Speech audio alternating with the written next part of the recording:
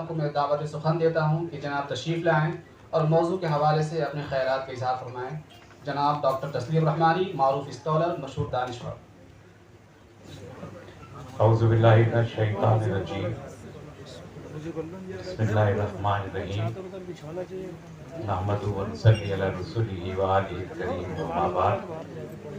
Stage پر تشریف فرما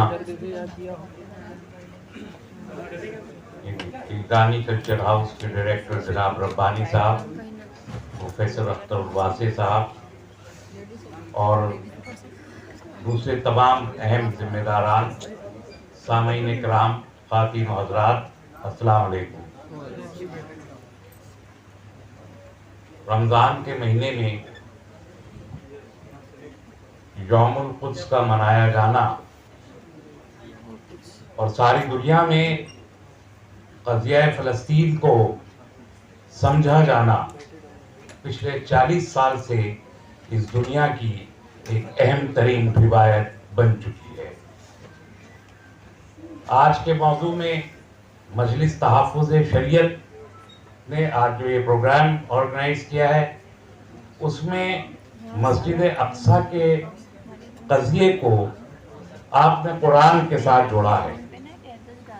قرآن کریم اور تحفظ مسجد اقصیٰ، یہ ایک بڑا اہم انداز ہے. اور شاید اس موضوع پر ہم اقدس کے یوم القدس کے موقع پہ مسجد اقصیٰ کی بات تو کرتے ہیں، لیکن مسجد اقصیٰ کی تحریک کا قرآن سے کیا تعلق ہے، اس موضوع پر بہت کم گفتگو کی جاتی ہے. اس لیے میں جاوید صاحب، مولانا جاوید کا شکر گزار ہوں کہ آپ نے آج اس جانب توجہ مبذول کرائی ہے. اس سے پہلے سفیر کبیر محترم فلسطین کے سفیر نے جو آیت یہاں پیش کی تھی وہ آپ کے سامنے موجود ہے. اس کے علاوہ قرآن حکیم میں کئی مرتبہ مسجد اقصیٰ کا تذکرہ ہوا. آپ یہ بھی جانتے ہیں کہ جو واقعہ معراج پیش آیا وہ بھی مسجد اقصیٰ سے ہی اس کا آغاز ہوا تھا. اللہ تعالیٰ تو قادر مطلق ہے. اگر اللہ تعالیٰ چاہتے تو کیا معراج کا واقعہ خانہ کعبہ سے اس کا آغاز نہیں ہو سکتا تھا؟ وہ تو وہیں تھے، وہیں کے وہیں خانہ کعبہ پر تشریف لے جاتے اور وہاں کی چھت سے معراج کا آغاز ہو سکتا تھا. لیکن اللہ نے بیت المقدس کو، مسجد اقصیٰ کو خاص طور پر چنا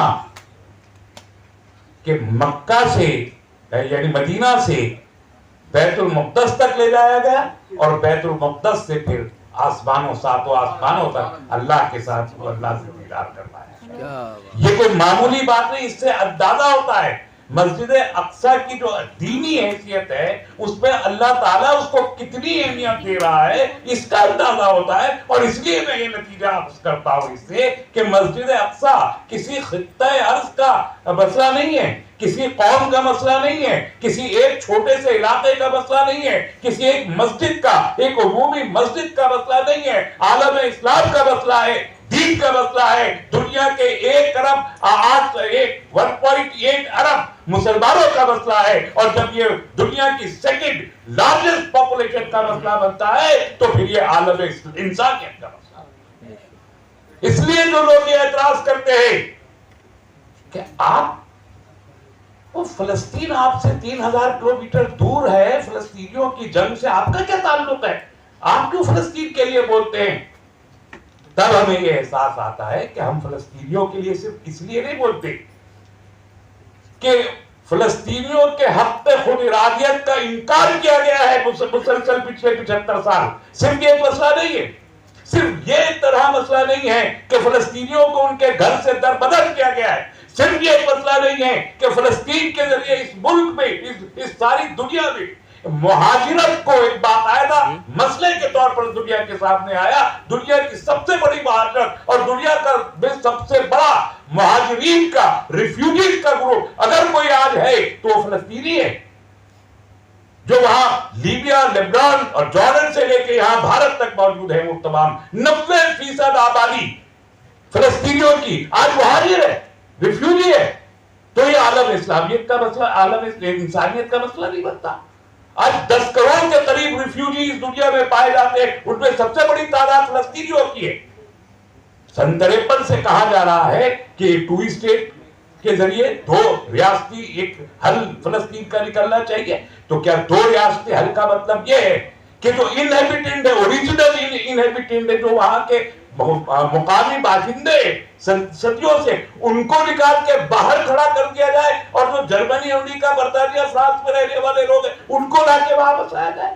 یہ کون سا طریقہ ہے 2 اسٹیٹ نیشن کو قائم کرنے کا؟ تو یہ وہ مسائل ہے جس کی وجہ سے ہم لوگ ایران کے اور آیت اللہ خمینی رحمت اللہ علیہ کے، ساری دنیا کے لوگوں کو اس لیے شکر گزار ہونا چاہیے کہ جب اس مسئلے کو ارض فلسطین کا مسئلہ قرار دے دیا گیا، جب اس مسئلے کو ایک قومی مسئلہ قرار دے دیا گیا، اور جب ساری دنیا فلسطینیوں کے مسائل سے نظریں چرا رہی تھی، بھولنے لگے تھے لوگ فلسطین کو، ارض مقدس کے مسئلے کو بھولنے لگے تھے، جب مسجد اقصی کے مسئلے کو نظر انداز کیا جا رہا تھا، اس وقت کھڑے ہو کر رہبر انقلاب آیت اللہ خمینی صاحب نے اس مسئلے کو عالمی منظرنامے پہ کی مرکزیت عطا کی، اس طریقے سے کہ آپ نے آخری جمعۃ الوداع کو، رمضان کے آخری جمعے یعنی جمعۃ الوداع کو یوم القدس قرار دیا. ورنہ دنیا بھول چکی ہوتی. اگر جمعۃ الوداع یوم القدس نہ ہوتا، اگر یوم القدس ایز سچ نہ پایا جاتا، ساری دنیا میں لاکھوں کروڑوں مسلمان کھڑے ہوتے اور مسلمانوں کے ساتھ ہمارے تمام دیگر مذاہب کے یہ سادھو حضرات، یہ سکھ حضرات اور عیسائی حضرات اور یہودی حضرات بھی سب کھڑے ہوتے ہیں یوم القدس کے موقع پر، اور فلسطینی مظلوموں کے ساتھ اظہار یکجہتی کرتے ہیں. یہ احسان ہے ان کا. اگر وہ یوم القدس نہ منایا جاتا ہوتا تو شاید ہم بھول گئے ہوتے فلسطین کے مسئلے. سامعین اکرام، آج امید کی کچھ کرنیں روشن ہوئی ہیں.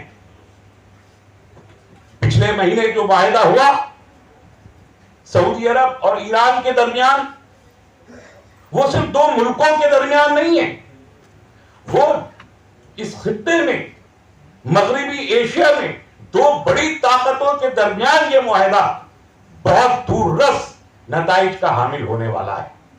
آپ نے دیکھا کہ اس معاہدے کے فوراً بعد یمن کی جو 2015 سے جنگ جاری تھی، آج وہ جنگ بند ہو رہی.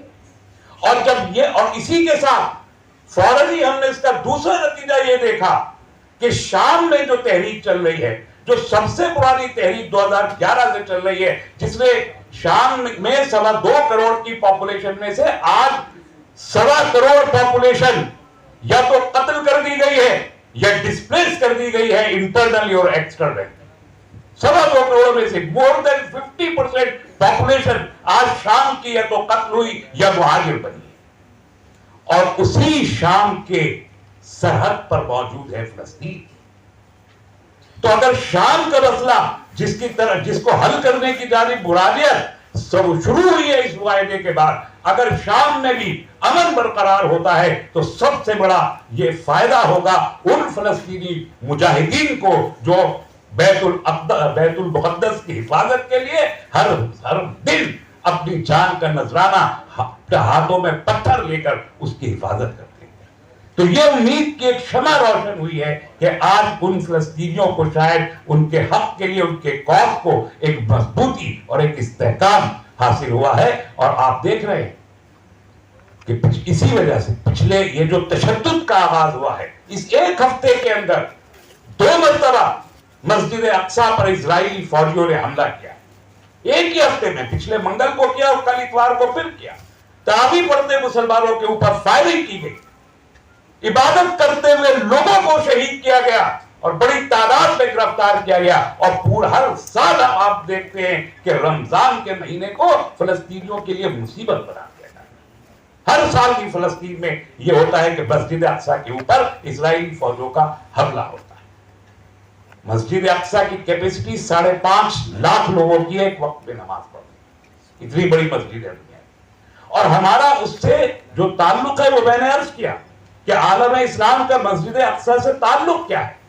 قبلہ اول ہونے کی جو حیثیت اس کی ہے وہ اپنی جگہ مسلط، اس کے ساتھ شب معراج کا پورا واقعہ اقصیٰ کے ساتھ اس کا براہ راست تعلق ہے، اور اس حیثیت سے جو ہمارا تعلق ہے مسجد اقصیٰ کے ساتھ ہے، یہ صرف فلسطینیوں کی ذمہ داری نہیں ہے، ان عرب مسلمانوں کی ذمہ داری نہیں ہے جو فلسطین میں رہتے ہیں یا مسجد اقصیٰ کے اطراف میں رہتے ہیں، یہ شیخ جراح کے محلے میں رہنے والے مسلمانوں کی ذمہ داری نہیں ہے جن کو زبردستی ان محلوں سے نکالا جا رہا ہے اور جن کا قتل عام کیا، یہ آپ کی ذمہ داری ہے، میری ذمہ داری ہے، یہ تمام عالم اسلام کی ذمہ داری ہے جو مسجد اقصیٰ کی حفاظت کریں۔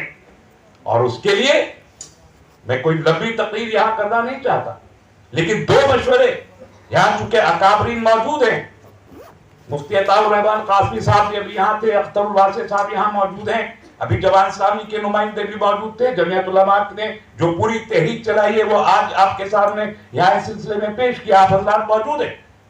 میری درخواست ہے اور میرا مشورہ ہے کہ ایک فنڈ آپ تمام اکابرین کو، تنظیموں کو مل کے مشترکہ طور پر حریت اقصیٰ فنڈ قائم کیا جانا چاہیے اس ملک میں، اور کیونکہ ہم لوگوں کے پاس کوئی نہ تو معلومات ہے نہ ہمیں اندازہ ہے، ہم چاہتے بھی ہیں کہ ہم فلسطینیوں کی اعانت کیسے کریں، ان کی مدد کیسے کریں، تو ہمیں اسے کے طریقے معلوم نہیں ہوتے اور آفیشلی یہاں سے بھیجنے کے انتظامات موجود نہیں ہوتے۔ اس لیے اگر ہم ایک باقاعدہ ایک باضابطہ فنڈ قائم کرتے ہیں، الاقصیٰ فنڈ یا فلسطین فنڈ، جس نام سے بھی وہ ممکن ہو، ایک فنڈ قائم کر کے ہندوستان کے تمام مسلمانوں سے اور تمام انصاف پسند لوگوں سے اگر ہم یہ اپیل کرتے ہیں کہ وہ اپنے چندے اس میں دے، تو ہم فلسطینیوں کی مدد بالکل اسی طریقے سے کر سکتے ہیں جیسے خلافت موومنٹ میں ہم نے ترکی کے لوگوں کی مدد کی، ترکی کے خلافت کی مدد۔ تو پہلا میرا مشورہ یہ ہے کہ